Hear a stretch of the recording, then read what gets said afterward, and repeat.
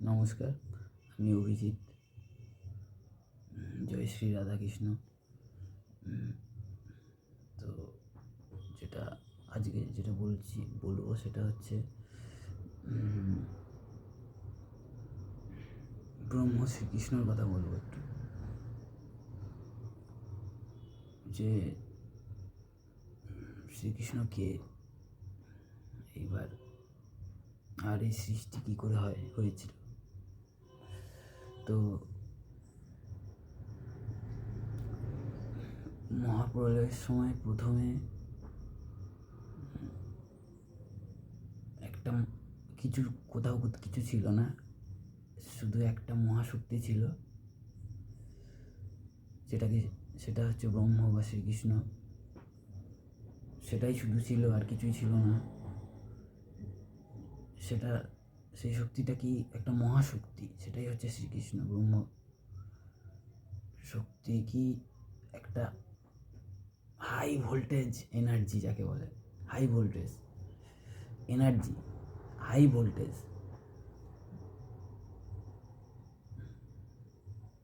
মানে প্রচুর high voltage, মানে 10-20 হাজার ভোল্টের এনার্জি। যাই হোক, তো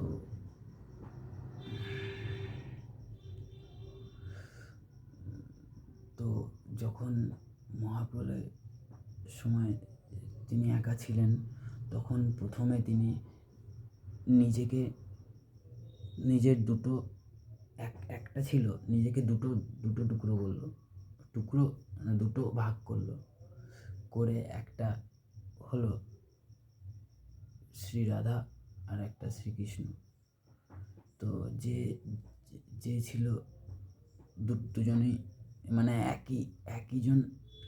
একই দুটো হলো, দুটো রূপ হলো। তো যে ছিল শ্রীকৃষ্ণ, তিনি তিনি তিনি মানে বিশালভাবে পুরো ব্রহ্মাণ্ড জুড়ে সর্বব্যাপক হয়ে গেলেন। পুরো ব্রহ্মাণ্ডে পুরো পূর্ণ ব্যাপক হয়ে ব্রহ্ম আকার ধারণ করলেন। আর মানে এই শক্তিটাকে পরাশক্তি বলে। শ্রীকৃষ্ণ ব্রহ্ম যে শক্তিটার কথা আগে বললাম, সেটা পরাশক্তি। তো তিনি বললাম একটা অংশ শ্রীকৃষ্ণ, সেটাকে বলে পুরুষ। আর রাধারানী তো আলাদা আছেই, ভগবান। তো এইবার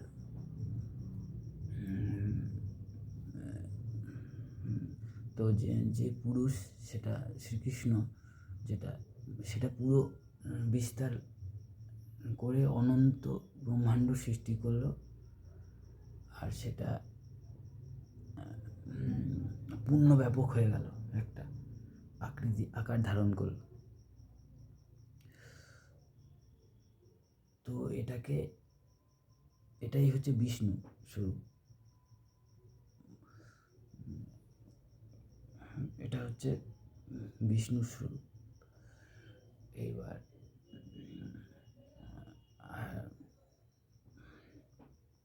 আর রাধারানী হচ্ছে আনন্দ স্বরূপ। দুটোই আনন্দ, মানে মূল উপাদান হচ্ছে আনন্দই। যেটা প্রথমে বললাম, যেটা বললাম মহাশক্তি যেটা ছিল, দুটো হলো, সেটাকে আনন্দই বলছে।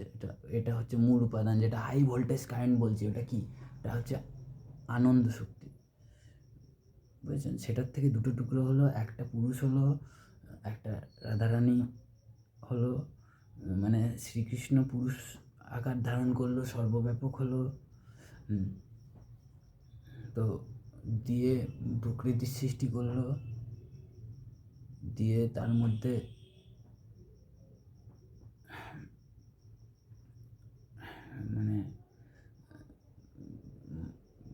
মানে তার মধ্যেও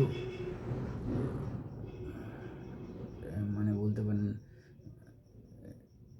মানে মানে পুরুষের পুরো প্রকৃতির মধ্যেও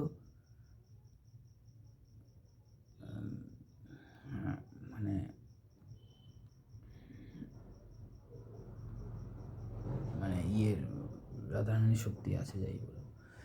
তো যাই হোক, যেটা বলছিলাম, এখান থেকে এবার একটা বিষয়ে কথা বলবো, সেটা হচ্ছে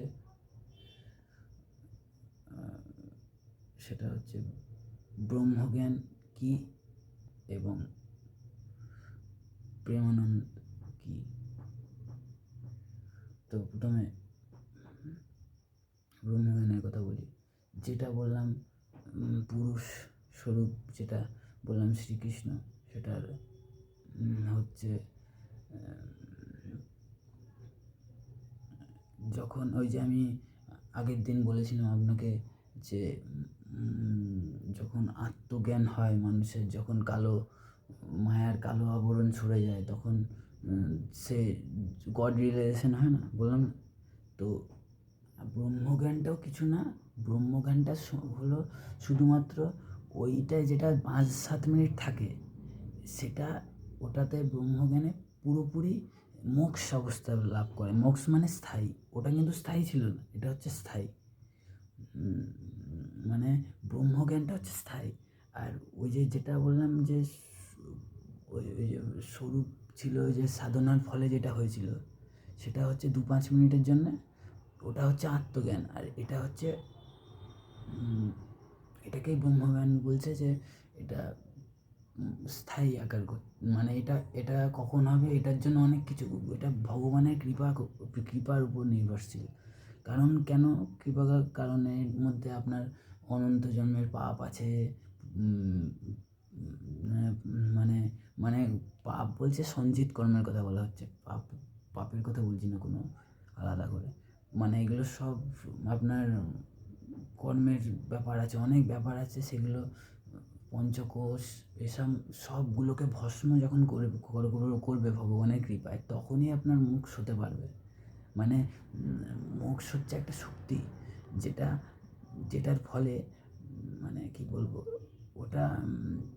ওটা হচ্ছে আপনার ইন্দ্রিয় মন বুদ্ধিতে যখন গিয়ে ওটাকে পুরোপুরি দিব্য বানিয়ে ফেলবে, নিয়ে একদম ওটা পরিষ্কার হয়ে যাবে আপনার সব ম্যাটেরিয়াল, ইন্দ্রিয় মন বুদ্ধি সব কিছু। ওটা যখন একদম স্বচ্ছ হয়ে যাবে, তখন এটা মানে শক্তির ফলে এটা স্থায়ীভাবে থাকবে। তো তখন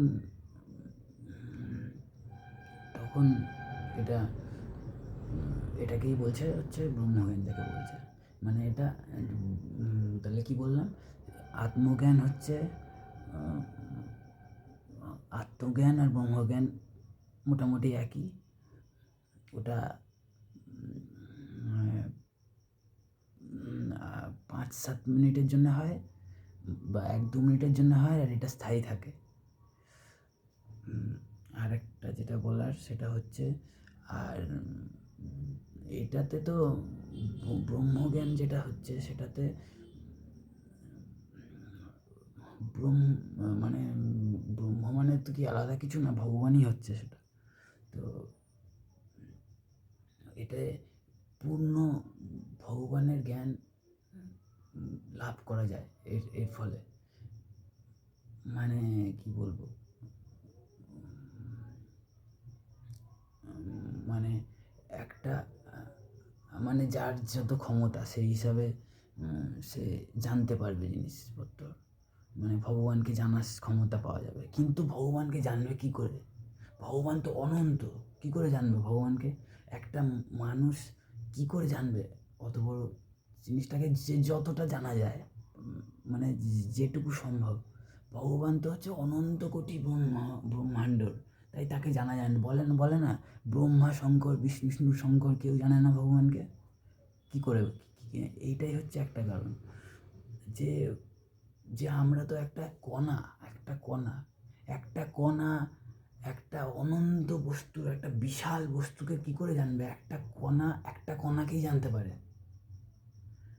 তাই বলে না হরি অনন্ত, হরি কথা অনন্তা, বলে না একটা হিন্দিতে এটা আছে, হরি অনন্ত হরি কথা অনন্তা। মানে শ্রীহরি মানে শ্রীকৃষ্ণ অনন্ত, তার কথাও অনন্ত। সেই রকম ব্রহ্মই তো শ্রীকৃষ্ণ। আর এটা কৃপার ফলেই হচ্ছে। যাই হোক, মোক্ষটা দিল কে? সেই মহাশক্তি তো দিল, সেই মহাশক্তি তো শ্রীকৃষ্ণ। তো যাই হোক, যেটা বলছিলাম, তো কি করে জানা যাবে? আপনি বলুন, কতটা এবার জানা যাবে? একটা কণাকেই জানতে পারে। তো যে যতটা সাধনা করে যতটা কিছু যায়, ভগবানের কৃপা লাভ করে ভগবানকে জানা হচ্ছে। তো যেটা এটাই হচ্ছে ব্রহ্মজ্ঞান আর মানে আত্মজ্ঞানের মধ্যে তফাৎ। আর হ্যাঁ, আর যেটা বলছিলাম, প্রেমানন্দ যেটা বলছিলাম, সেটা হচ্ছে যেটা হচ্ছে ওটা হচ্ছে ভগবানের যখন শ্রীকৃষ্ণ ভক্তির ফলে যখন ভগবত দর্শন হয়, এই মোক্ষ আর প্রেমানন্দ একসাথে হয়, তখন ভগবান এসে বলেছিলাম আগে যে প্রেম মানেই হচ্ছে ব্রহ্ম। প্রেম একটা বিশুদ্ধ শ্রীকৃষ্ণর একটা টুকরোকে প্রেম বলে, তাই মানে প্রেম হচ্ছে ভগবান। তো ভগবান নিজে এসে আত্মায় বসে, এটাকে বলছে প্রেম। তো আত্মায় বসে মানে কি, সেটা বোঝা যাবে? বোঝা তো যাবেই, কিন্তু সবসময় না। যাই হোক, তো যেটা বলছিলাম প্রেমানন্দের কথা,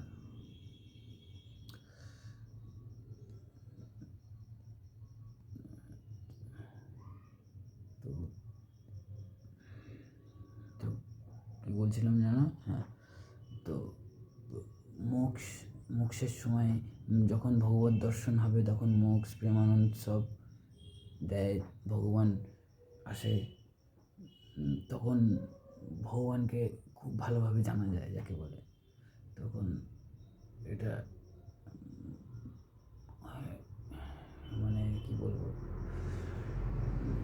তখন যেহেতু ভগবান থাকে, তাই ভগবানের মানে কি বলবো, মানে এটা কিন্তু কোনোদিন ভুলেও মনে করবেন না যে যার কাছে প্রেম এলো বা বা সে ভগবান হয়ে গেল, একদম পাগলের কথা সব কোনোদিন ভাববেন না যেন। ভগবানই, আর যার কাছে এলো সে একটা কৃপা অনুভব করলো। ভগবান একটা আনন্দ শক্তি। যখন ভগবান থাকে, ভাবেন সবসময় ওসব হয় না, ওটার জন্য সাধনা করতে হয়, তবেই জানা যায়। কিন্তু একটা একটা ভগবান মানেই হচ্ছে একটা আনন্দ, যাকে বলে একটা একটা অসীম, সেটা তো সত্যি, কোনো সন্দেহ নেই। একটা আনন্দ হচ্ছে এমন জিনিস যে কি বলবো, মানে একটা যখন ভগবান থাকে, যখন যখন দরজা খুলে দেয়, তখন এর উপর কিছু নেই আর। ওই যে যেমন বললাম, মায়া যেমন যেমন আপনি জানছেন যে আপনি ভুল করছেন, তবু আপনাকে ঠেকাতে পারবেন না, তেমন প্রেমও সেরকম। এমন কিচ্ছু নেই, কোনো পৃথিবীতে কিচ্ছু নেই যে সেই আনন্দের কাছে কিছুই এমন মানে কিছুই মানে যখন দরজা খোলা হয়, দরজা খোলা মানে আনন্দের কথা বলছি, তখন তার আগে আর কোথাও কিছু নেই, মানে সেটা চরম আনন্দ, যাকে বলে। মানে তার কাছে আপনি সব কিছু ফেলে দিতে পারেন। তো এটা হচ্ছে প্রেমানন্দ, যাকে বলে। কিন্তু ওই দরজা তো সবসময় খোলা থাকে না, মানে যার কাছে প্রেমানন্দ আছে তার জন্য সবসময় খোলা থাকে না, তার জন্য সাধনা করতে হয়। যাই হোক, তো হয় মাঝে মাঝে, মাঝে মাঝে তো হয়। যাই হোক, তো এটাই ছিল ব্রহ্মানন্দ আর প্রেমানন্দের মধ্যে পার্থক্য। ঠিক আছে, ধন্যবাদ। তাহলে আবার পরে